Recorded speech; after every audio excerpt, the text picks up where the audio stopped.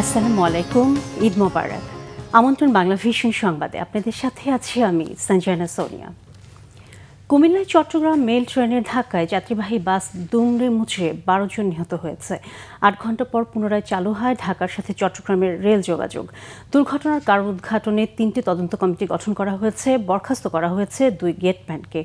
এছাড়া হবিগঞ্জ ও ফেনীতে আলাদা সড়ক দুর্ঘটনায় আরও 7 জন নিহত হয়েছে।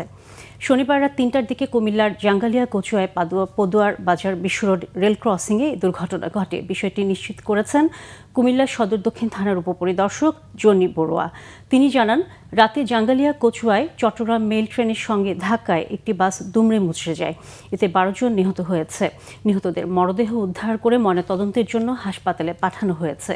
মামুন পরিবহনের বাসটি গাইবান্ধা ও চাঁপাইনবাবগঞ্জ হয়ে নোয়াখালী যাচ্ছিল। রেল ক্রসিংয়ে অসতর্কতার কারণে এই দুর্ঘটনা ঘটেছে বলে ধারণা পুলিশের। এদিকে ফেনীর মহিপাল হাইওয়ে থানা পুলিশের ইনচার্জ আসাদুল ইসলাম জানান, ঢাকা চট্টগ্রাম মহাসড়কের রামপুর এলাকায় চট্টগ্রাম অভিমুখী একটি লেনের কাজ চলছিল। এ সময় একটি অ্যাম্বুলেন্স ধীর গতিতে পার হবার সময় শ্যামলী পরিবহনের একটি বাস অ্যাম্বুলেন্সটিকে পেছন থেকে ধাক্কা দেয়। এই ঘটনায় দুই পক্ষের কথা কাটাকাটি শুরু হলে পেছনে মোটরসাইকেল ও আরও কিছু বাসের জট লেগে যায়। এর কিছুক্ষণ পর বেপরোয়া গতিতে আসে একটি বাস জটলার মধ্যে ধাক্কা দেয়। এতে বাস, অ্যাম্বুলেন্স ও মোটরসাইকেলের সংঘর্ষে 3 জন নিহত হয়। ঈদের দ্বিতীয় দিনেও রাজধানী ফেরা মানুষের সংখ্যা কম হলেও ঢাকা ছাড়ছেন অনেকে। বাস, ট্রেনে আজ যাত্রীদেরও ভিড়। রাজধানী কমলাপুর স্টেশন থেকে ট্রেনগুলো ছেড়ে যাচ্ছে যাত্রীদের ঠাসা। ভেতরে জায়গা না পেয়ে কিছু ট্রেনের ছাদেও উঠতে দেখা গেছে যাত্রীদের। যাত্রীরা বলছেন, মূলত ঈদের সময় ভিড় এড়াতে ঈদের দ্বিতীয় দিন গ্রামের বাড়িতে যাবার জন্য বেছে নিয়েছেন।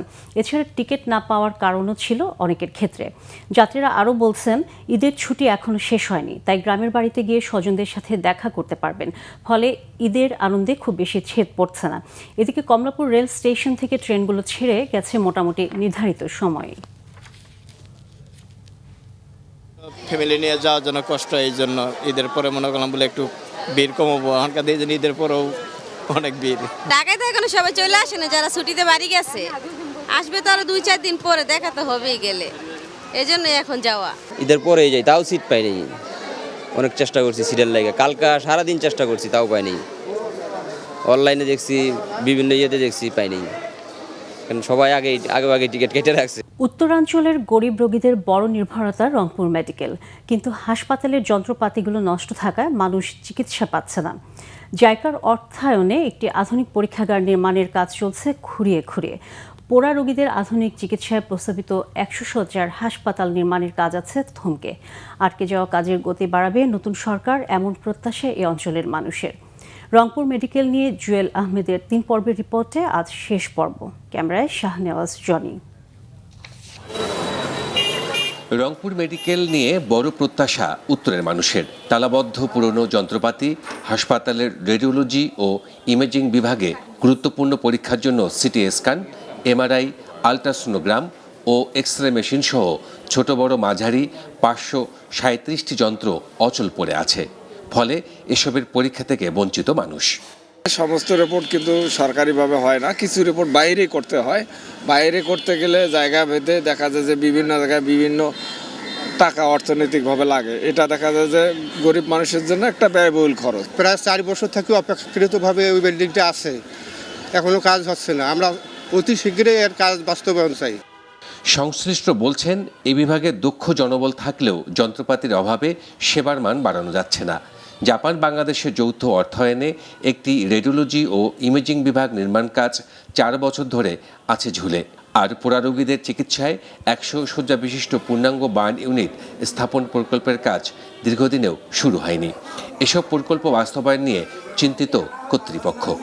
এক্সরে মেশিন অনেকগুলো আছে, তার মধ্যে 2টা সচল আর বাকিগুলো অচল, অমেরামতযোগ্য। মানে মেরামত হবে না, কিন্তু ওইটা আমি খালিও করতে পারছি না। সরকারি জিনিস খালি করতেও সমস্যা। 2টা মেশিন চালু আছে, এর মধ্যে একটা মানে খুব সহজভাবে কাজ করে না, লোড করলে সে অফ হয়ে যায়। জাইকার অর্থায়নে একটা রেডিওলজি বিভাগ চালু হতে যাচ্ছে, যেখানে উন্নত মানের CT scan, MRI, আল্ট্রাসোনো machine, mammography এগুলো থাকবে, যেগুলো এখন আমাদের অনেক কিছু এখানে নাই। হাসপাতালে পরীক্ষার সুযোগ না থাকায় রোগীরা বেসরকারি ডায়াগনস্টিক সেন্টারে যাচ্ছেন বাধ্য হয়ে। পোড়া রোগীরা চিকিৎসা নিচ্ছেন বিভিন্ন ওয়ার্ডে ছড়িয়ে ছিটিয়ে।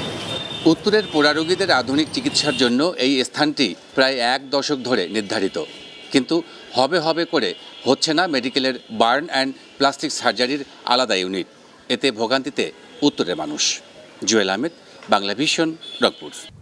দর্শক, এই ছিল এখনকার মতো। পরের সংবাদ বেলা 12টায় দেখার আমন্ত্রণ রইল। এছাড়া বাংলা ভিশন সংবাদ সংশ্লিষ্ট অনুষ্ঠান দেখতে ভিজিট করুন www.bvnews24.com ও facebook.com/banglavisionnews-এ এবং সাবস্ক্রাইব করুন youtube.com/banglavisionnews-এ।